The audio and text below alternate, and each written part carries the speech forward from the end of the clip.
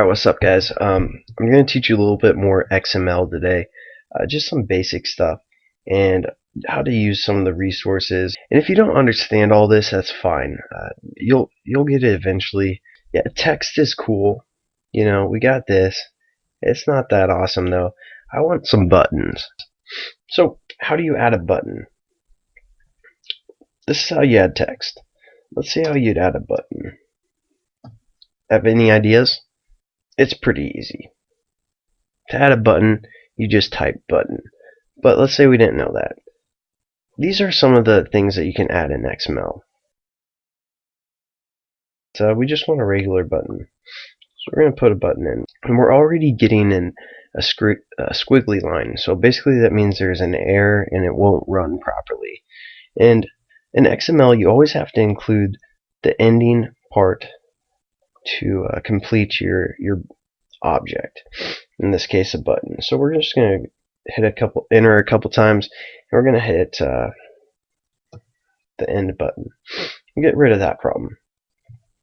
And basically, we're going to copy and paste this because we want the button to take up the whole width that's available. So we're just going to copy and paste this down here. Again, it fills the width to the full, and it just wraps the content of the button. And let's see what we have. Just going to save it, go to graphical layout. There's our button. Pretty cool, huh? But we want some text. Just copy again because I'm lazy. Text. We'll just call this the tutorial button, or just tutorial. That's fun. So we're going to save that. We're going to give it a look. Alright, that's pretty cool, but you know, that tutorial is pretty small. We're going to try and get it to be bold. So again, we're just going to put the Android.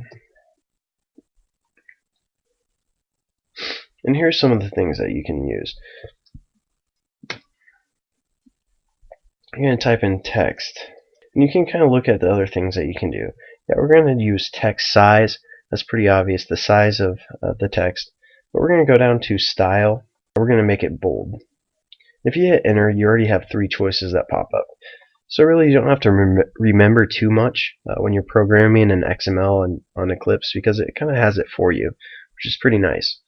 We're going to hit bold, and then we're also going to change the size of the text. So if you remember text size, and basically how you define the text size is by pixels. So we're going to do like 25 pixels, which is px. So we're going to save that and look at it. That's pretty nice.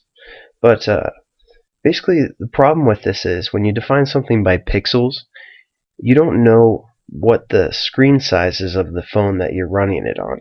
Because 25 pixels on a screen that's only 50 pixels, which is a really small screen, so that probably won't happen, but that would take up half of the whole screen. Obviously, there's no screen that small, but basically what you can do is you can change this to make it a ratio. And to do that is dp. So that's kind of a ratio, so it's kind of the same on each phone, same size, according to the screen size. So you can do that, and then there we go. There's a button. Pretty easy. Okay, let's say we don't want this stuff all off to the side, to the left like this. Let's say we want this off to the center. And this is one of those codes that might not be common sense. And basically what we want to change to get it in the center is called gravity. So just remember that when you're trying to change the layout of the text or a button, whatever you want.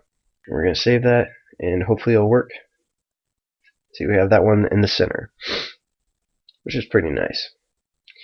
Alright, these are just some of the common factors of XML. Pretty easy stuff. You can figure it out by, again, just seeing what they have available by this. Or you can type Android, and then you can see what functions it has. But basically what's going on is you have a linear layout. Like I said, it's a column. orientation, we can change this to horizontal or vertical. If it's horizontal, that'll create a row. So we'd have a little bit different layout. You can't see it because it's off the screen, because remember we set this as taking up this whole width. If you wanted to do a horizontal one, you'd have to do something like wrap content here.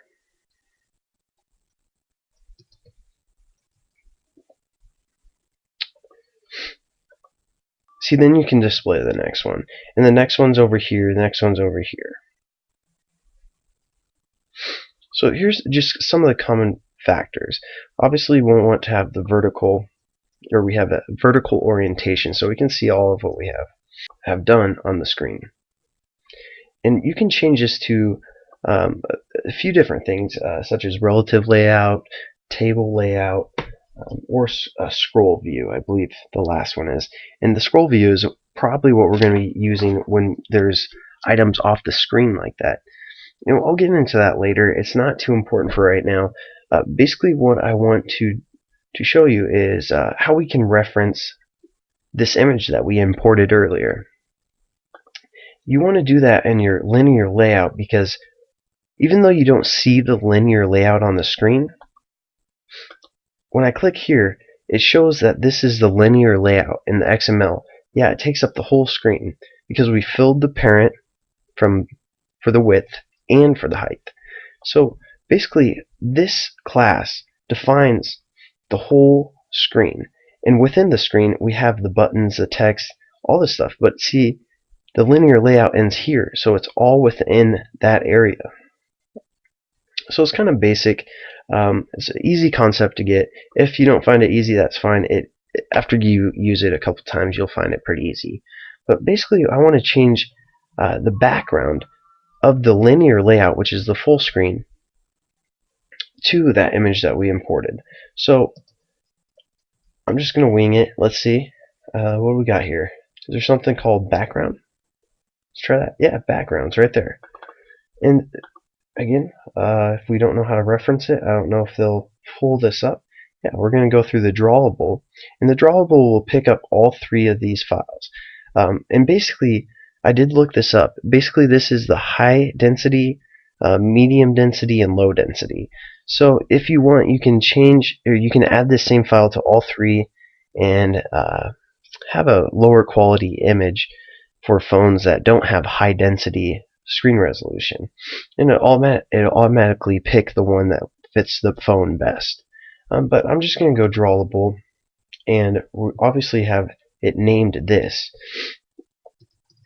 So we're going to go drawable, and again, it references it by the @ symbol. But we're going to go corn boys background .jpg, and then save it. Hopefully this will work.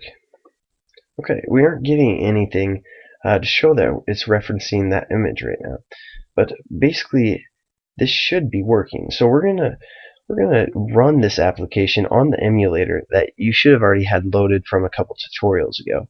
Now it's actually fully functional, and when you load it, it won't take as long. So we're going to go back to our tutorial, run as Android application, and then we just pull.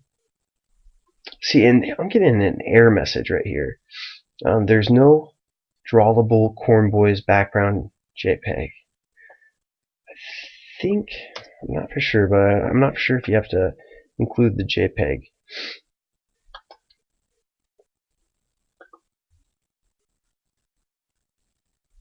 Yeah, you don't have to include the .jpg. They'll automatically find it, and I think that's what the problem was. So now when we run this, it should automatically come up. It should automatically run our application onto the emulator. And down here in the progress it says starting activity, and here we go.